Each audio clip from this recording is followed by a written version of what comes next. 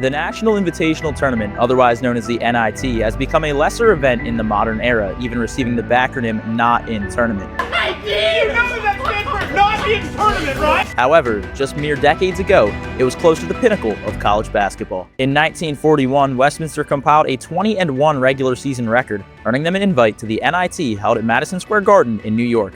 To begin to understand the Titans' journey to the big stage, I sat down with Westminster historian Dar Huey. Westminster basketball, I don't remember exactly what their record was going into it, but only a couple of losses. We think of Division I and Division III and big colleges and small colleges. They didn't think about that back then.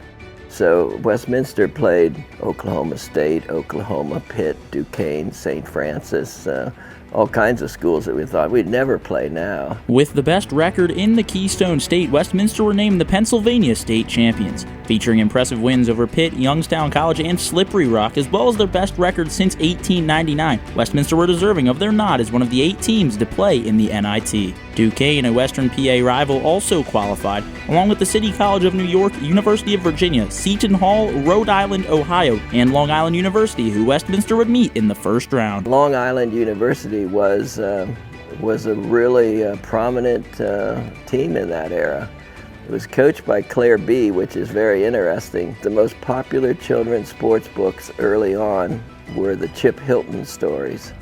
And Claire B. was actually the author of those. He was a very successful basketball coach, but he was probably more famous for that than coaching. Westminster great Charles Buzz Riddle was the Titans' leading scorer in 1940, but saw limited minutes at the Garden due to a lower extremity. Westminster ultimately fell to LIU 48-36 in front of an impressive crowd size at Madison Square Garden, much different than the smaller atmosphere here at Old 77, the Titans' old gymnasium.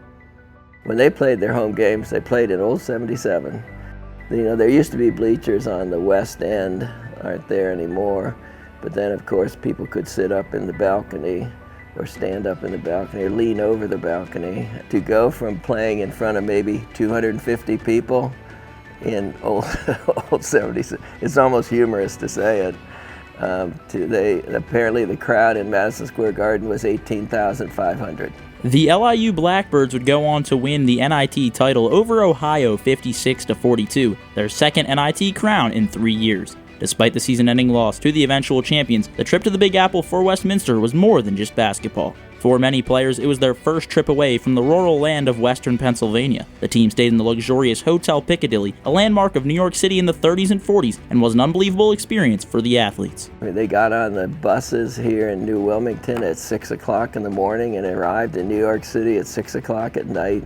And they stayed in the Piccadilly Hotel, and you can imagine for a bunch of country boys from western Pennsylvania, I'm sure it was, I don't know this, but I'm guessing it's the first time any of them had ever been that far away or to New York City. Yeah. Today, it might seem unbelievable that a small team of Titans could hang with the nation's biggest and best. But that being said, that's just the magic of March. It's full of madness. And in 1941, the Westminster team that finished with just 2 losses had a season that was absolutely absurd.